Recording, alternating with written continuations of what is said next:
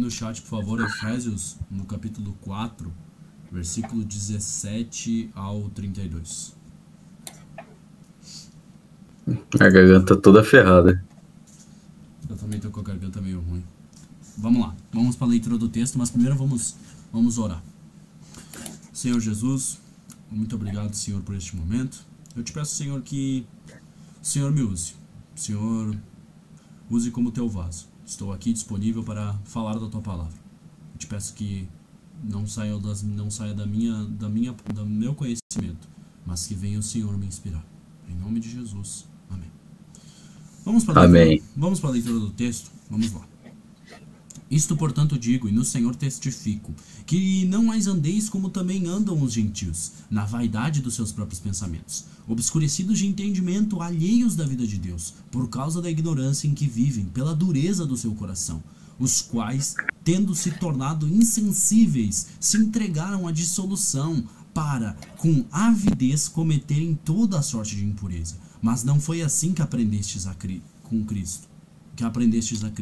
Se é que de fato tendes ouvido e neles fostes instruído, segundo é a verdade em Jesus. No sentido de que, quanto ao trato passado, vós despojeis do velho homem, que se corrompe segundo as concupiscências do engano, e vós renoveis no espírito do vosso entendimento. E vós revistais do novo homem, criado segundo Deus, em justiça e retidão, procedentes da verdade. Por isso, deixando a mentira, fale cada um a verdade com o seu próximo, porque somos membros uns dos outros. Irai-vos e não pequeis, não se ponha o sol sobre a vossa ira, nem deis lugar ao diabo. Aquele que furtava, não furte mais, antes trabalhe, fazendo com as próprias mãos o que é bom, para que tenha com que acudir ao necessitado. Não saia da vossa boca nenhuma palavra torpe, e sim unicamente o que for boa para a edificação, conforme a necessidade, e assim transmita a graça aos que ouvem. E não entristeçai o Espírito de Deus, no qual foste selado para o dia da redenção. Longe de vós toda amargura, e cólera, e ira, gritaria, blasfêmias, e bem assim toda malícia. Antes sedes uns para os outros benignos, compassivos, perdoando-vos uns aos outros, como também Deus em Cristo vos perdoou. Então aqui, meus irmãos, a gente vem de um contexto do apóstolo Paulo, está trazendo na carta de Efésios, que nós não temos mais divisões entre judeus e cristãos. Os cristãos e os judeus, eles se uniram agora só em uma coisa. É só um povo. É somente um único povo que está para fazer a vontade de Deus. Se você olhar no contexto do capítulo 4, um pouquinho antes, voltando no versículo 1, ele fala sobre o santo ministério que foi colocado. Que a graça que foi concedida a alguns para apóstolos, outros para missionários, outros para evangelistas, E aqui ele começa a trazer responsabilidades para este povo. O povo de Deus agora ele tem responsabilidades. O povo de Deus ele precisa ser santo. A santidade cristã. Então, no versículo 17, ele começa a trazer que a gente não ande mais como a gente andava. Se você que está aqui do outro lado, escutando essa mensagem, se você aceitou o Senhor Jesus Cristo no seu coração, disse sim para o Senhor, você não deve mais andar como você andava antes. Você não deve mais andar como você, na sua vaidade dos seus próprios pensamentos. Você não deve mais andar desse jeito. Você não deve andar, no versículo 18, igual está falando, com o seu entendimento obscurecido. Por causa da ignorância. Nós não devemos ser ignorantes. Os cristãos devem buscar o conhecimento na palavra de Deus, para que não sejam ignorantes. Para que quando uma palavra dessa for pregada, para que quando qualquer outra palavra for pregada, você não fique não entendendo nada do que está acontecendo. É isso que o apóstolo Paulo está querendo dizer. Que quando uma palavra for pregada, você não seja ignorante de conhecimento de Deus, ao ponto de que quando essa palavra querer entrar no seu coração, ela não consegue entrar porque você não entende. Porque você não medita na palavra. É esse o ponto que ele está querendo trazer. E ele também traz na continuidade, na parte B do versículo 18, por causa da ignorância em que vivem, pela dureza do seu coração. Então nós temos que analisar se o nosso coração, muitas das vezes a gente disse sim para Jesus, mas o nosso coração não está duro. Porque Se muitas das vezes a gente começa a falar sobre a obra da cruz, se a gente começa a falar sobre a obra redentora, se a gente fala sobre a obra de Cristo e seu coração não se quebranta, ou você não... Parece que seu coração está duro. Você pergunta de verdade, será que eu aceitei Jesus? Será que eu estou seguindo o que o apóstolo Paulo está falando aqui? Começa a se questionar. Vamos na continuidade. Versículo 19. Os quais, tendo se tornado insensíveis, é aí que está o ponto. Será que a palavra tem mexido no seu interior ao ponto de você não ficar insensível? De que se precisar chorar quando fala da obra da cruz, de quanto nós éramos pecadores, nós precisávamos de Jesus. Será que você não fica insensível? Será que o seu coração não fica como o coração dos gentios, apático? Porque parece que não está falando com você. Será que seu coração não está assim? É isso que ele está perguntando. Vamos na continuidade. Que se entregam à dissolução, para avidez, para cometer toda sorte de impureza. Será que seu coração não está entregue às impurezas? A todo tipo de impureza desse mundo? Será que seu... E quando eu falo que seu coração está entregue a todo tipo de impureza, é só mente também. Eu estou falando dos seus pensamentos. Eu estou falando do que passa aqui, ó. Não é do que você fala. Lembra, a lei de Cristo agora não é mais só do que você fala. É do que você pensa. O que você anda pensando? Será que você está pensando nas coisas do céu? Ou será que você está aqui igual no versículo 19? Que está se entregando para cometer toda impureza. O seu coração está entregue para cometer todo tipo de impureza. Será que não é isso? Versículo 20. Não é assim que você aprendeu com Cristo. Não é assim. Não é desse jeito. Insensível à mensagem. Se é que de fato você ouviu Cristo, né? Se é que de fato você foi instruído por Cristo. Será, de novo, a pergunta, será que você realmente recebeu Cristo no seu coração? Será que você foi realmente... Será que você está lendo isso aqui, ó? Você está lendo isso aqui? De verdade? Você está sendo instruído por Cristo? Que você só pode ser instruído por Cristo se você ler isso aqui, ó. Não existe outro lugar para você ser instruído por Cristo.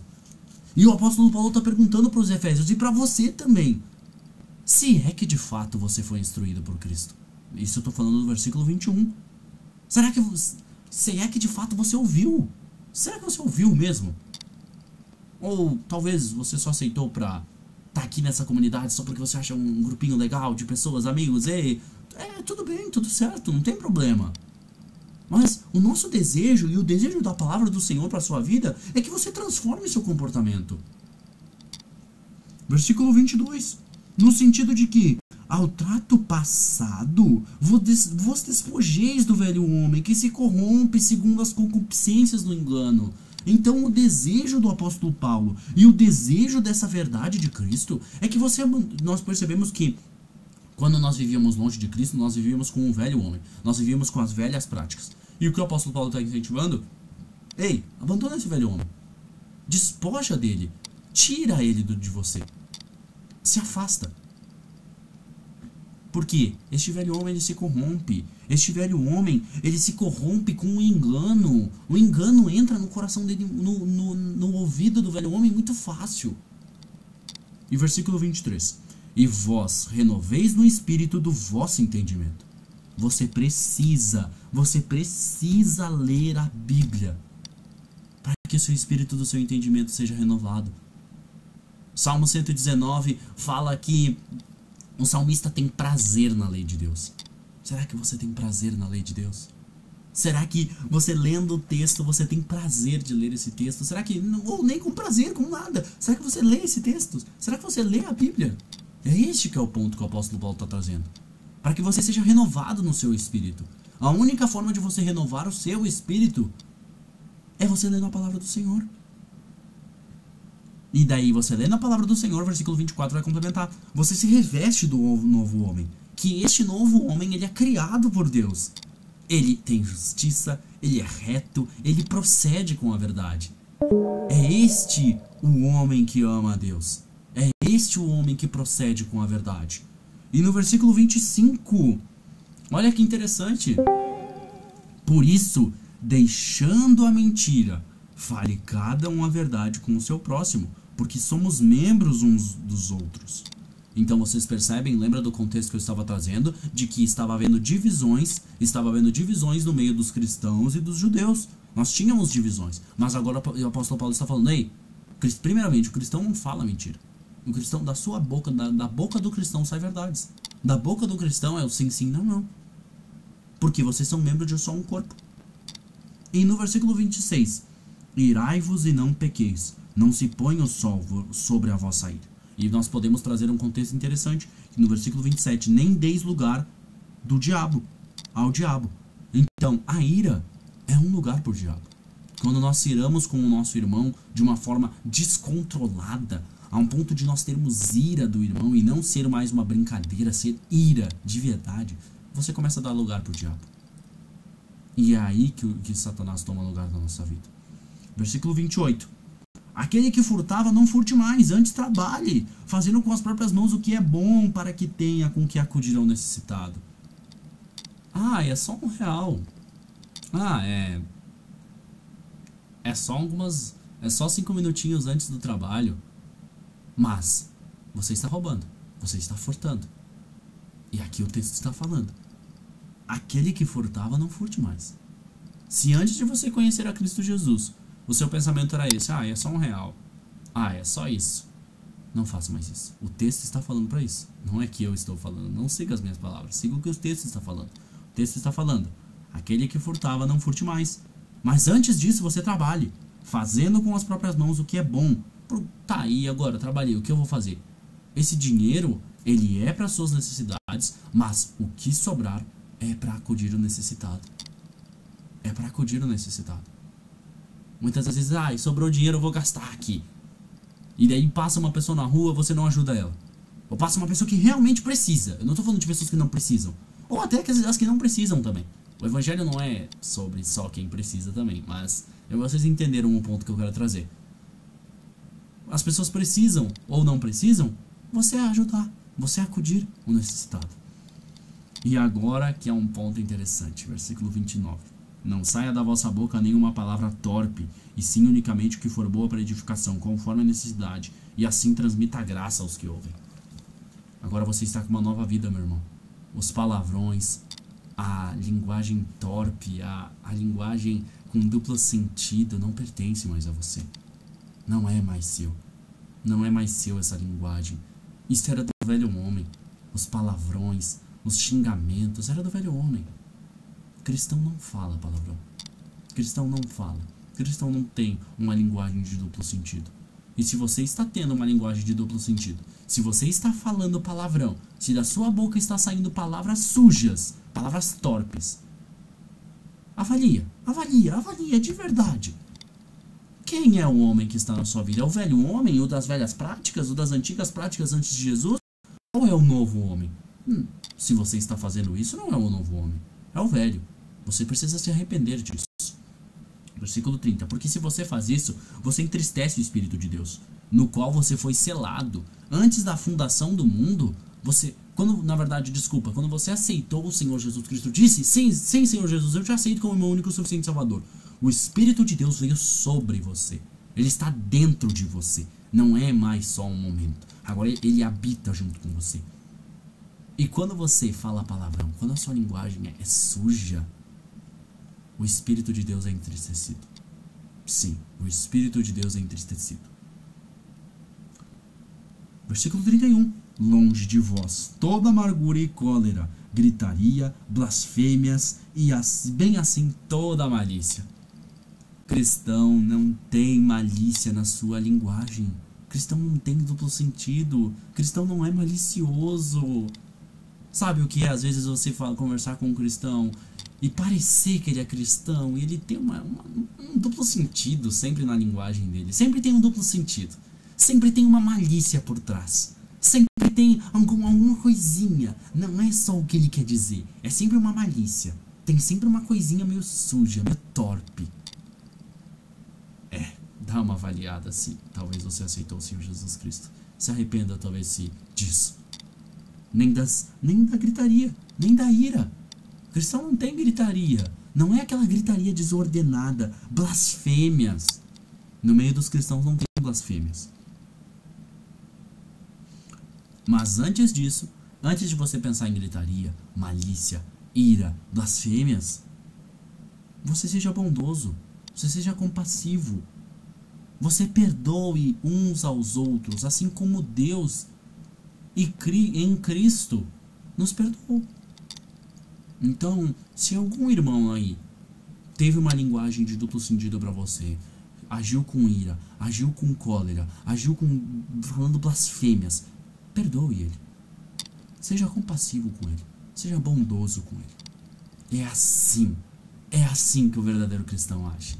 É desta forma que o verdadeiro cristão é evidenciado. Com tudo isso que eu passei, eu poderia mostrar muitos outros textos de como o verdadeiro cristão age. Mas eu vou me atentar para mais um texto. Vou ser rápido, tá, meus irmãos? Eu sei que todo mundo tem muitas coisas para fazer e a gente, querendo ou não, é muito bom falar da palavra do Senhor, mas eu entendo o ponto do lado de vocês também. Vamos lá para Hebreus.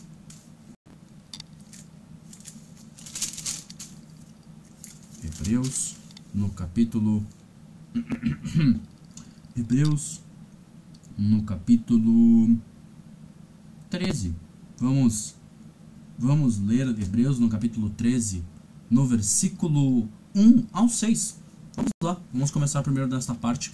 Vamos mostrar os deveres sociais do cristão. Que o cristão não é só dentro da igreja. Que o cristão não é só a paz do Senhor, meu irmão. Não é só isso. Vamos lá. Se alguém puder botar no chat, por favor. Hebreus no capítulo 13, do versículo 1 ao 6.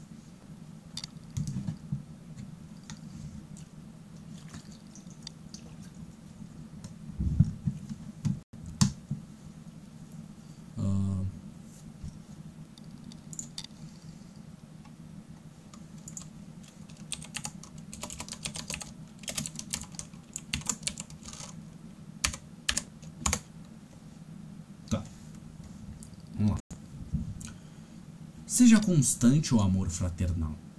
Não negligencieis a hospitalidade, pois alguns, praticando sem o saber, acolherão anjos. Lembrai-vos dos encarcerados, como se presos com eles, dos que sofrem maus tratos, como se, com efeito, vós mesmos em pessoa fosseis os maus tratados. Digno de honra entre todos seja o matrimônio, bem como o leito sem mácula, porque Deus o julgará os impuros e os adúlteros. Seja a vossa vida sem avareza.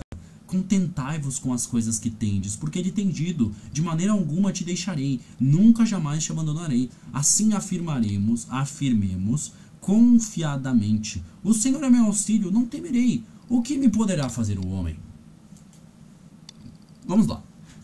Temos deveres aqui. Cristão genuíno.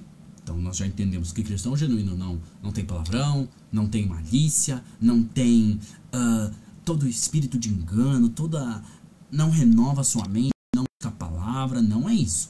O cristão não é desse jeito. O cristão é completamente com tudo o contrário que eu falei. Hebreus no capítulo 13 está falando assim, ó.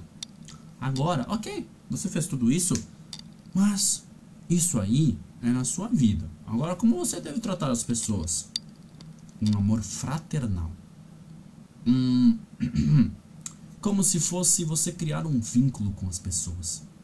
Um amor realmente profundo com as pessoas. Esse amor seja constante, não seja só num momento. Não seja só na igreja, na paz do Senhor, meu irmão. Não é só isso. Sabe, não negligencieis a hospitalidade no versículo 2. O que é hospitalidade? É que se quando alguém precisar ir na sua casa e falar: ei, eu preciso de um abrigo, você me ajuda? Sim, eu te ajudo, meu irmão. Pode entrar na minha casa.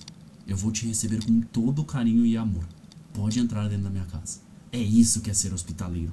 E aqui nós vamos ter uma referência direta, cruzada, que fala assim, ó: não negligencieis a hospitalidade, pois alguns, praticando-a sem saber, acolherão anjos. Então, Gênesis no capítulo 18 mostra uma história exatamente assim. Eu só vou passar aqui rapidinho, tá? Eu só vou voltar aqui um pouquinho pra gente dar uma olhadinha. Gênesis no capítulo 18, que Abraão, literalmente acontece isso. Ele recebe com tanta hospitalidade, ele não sabia que era anjos, mas ele recebeu anjos com hospitalidade. Olha aqui. Ó, apareceu o Senhor a Abraão nos carvalhais de Manre, quando estava da tenda. Levantou ele os olhos, e eis 3 homens de pé em frente dele. Vendo-os, correu da porta da tenda ao seu encontro, prostrou-se em terra, e disse: Senhor meu, se acho mercê em tua presença, rogo-te que não passes do teu servo. Traga um pouco de água, lavai os pés, e repousai debaixo desta árvore. Trarei um bocado de pão, refazei as vossas forças, visto que chegasse até o vosso servo. Depois seguireis avante. Responderam: faze como disseste. Você percebe como que Abraão já se prostra, lava os pés dele, lava os pés destes homens, traz pão novo para eles. Você percebe o quão hospitaleiro Abraão é? E ele não sabia que era anjos. Ele não sabia que era anjos. O texto não deixa claro que ele sabia disso. Será que quando alguém pede abrigo para sua casa, você é igual a Abraão? Fala assim: se precisar, eu vou lavar os seus pés. E nós temos referências muito boas para que você, meu irmão, se precisar lavar os pés literalmente, mas eu tô querendo dizer num ponto de submissão, a um ponto de que se você precisar ser o menor, se você precisar fazer coisas que talvez pessoas que se acham muito orgulhosas, eu não vou fazer isso. Não, você tem que fazer. João capítulo 13, se eu não me engano, fala sobre isso, que Jesus lava os pés dos discípulos, que é a posição mais baixa daquela época que um servo poderia fazer, é o servo menor que poderia fazer. Então você, se alguém for na sua casa, se for necessário você se submeter a um servo menor, servir, talvez a pessoa deitar na sua cama, você não pode reclamar. Você é hospitaleiro, lembra? Você recebe as pessoas na sua casa. Se precisar a pessoa deitar na sua cama e você precisar deitar no chão, que assim seja. Porque Cristo faria isso. Cristo teria compaixão dessa pessoa e falaria: olha, se precisar pode deitar aqui, pode deitar aqui. Eu não me preocupo. Eu deito no chão. Eu deito, boto uma coberta aqui, tanto faz, eu deito aqui. Pode deitar na minha cama. Versículo 13, a responsabilidade só aumenta. Sabe por quê? Porque o autor de Hebreus ele não vai mais falar só das casas. Ele vai falar agora: vai lá nos presos, vai lá em quem tá preso, lembra de quem tá preso. E não é só pra você lembrar, não é. É como se você tivesse preso junto com eles. É isso que o autor de Hebreus tá falando. Não é só você lembrar dos presos. Tem um parente meu lá, um amigo meu lá de 18º grau que tá preso. Não é só isso. É você trazer esta causa como se você estivesse preso junto com ele. Você percebe como que o nível está aumentando dos seus deveres como cristão? Você percebe? Então você analisa bem se você realmente quer ser cristão. Eu sempre falo isso nos meus devocionais. Analisa bem. Olha o nível que a gente está chegando. De talvez você olhar para os presos. Ninguém olha para o preso. Ninguém olha para os presos. Ninguém. E quando olham para os presos é com um olhar de desprezo, de nojo, de falando: vocês são a escória da sociedade, ninguém quer vocês perto. Mas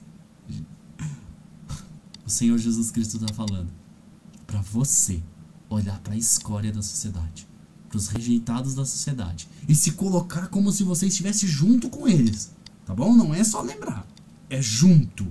Você está como se você estivesse junto com eles.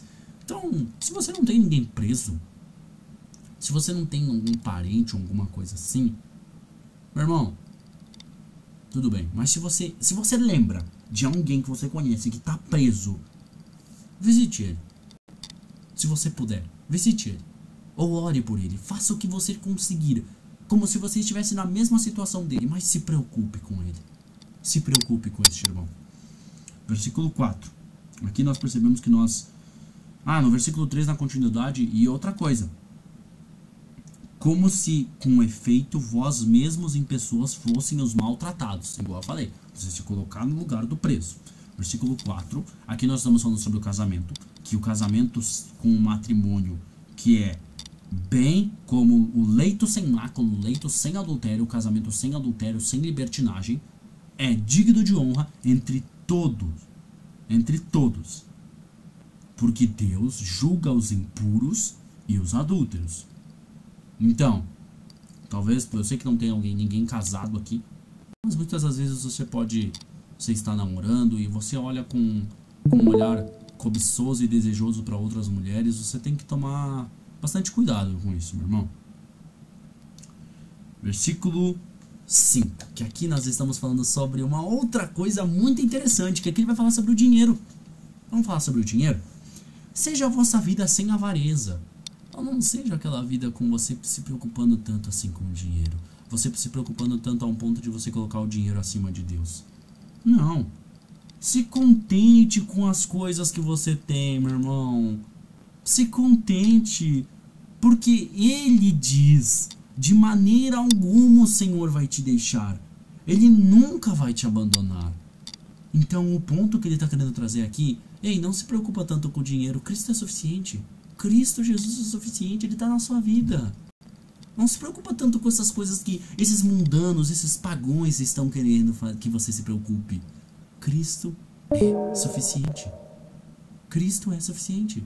Não se preocupe tanto assim. E no versículo 6, aqui fala sobre a suficiência de Cristo. O Senhor é meu auxílio, não temerei. Quem me poderá fazer o homem? O que me poderá fazer o homem? É uma pergunta. Então, você percebe que você já, nesta noite, você já te trouxe muitos deveres que você deve fazer, né? Então, vamos para uma oração e fechem os seus olhos, curvem as suas cabeças nas suas casas e vamos orar. Senhor Jesus Cristo, muito obrigado porque a sua palavra é santa e boa. Eu te agradeço pela vida dos irmãos que estão aqui e te peço que essa palavra entre no coração dos meus irmãos e que eles possam se arrepender dos seus pecados e mudar a sua atitude. Te honro e te agradeço em nome de Jesus. Amém.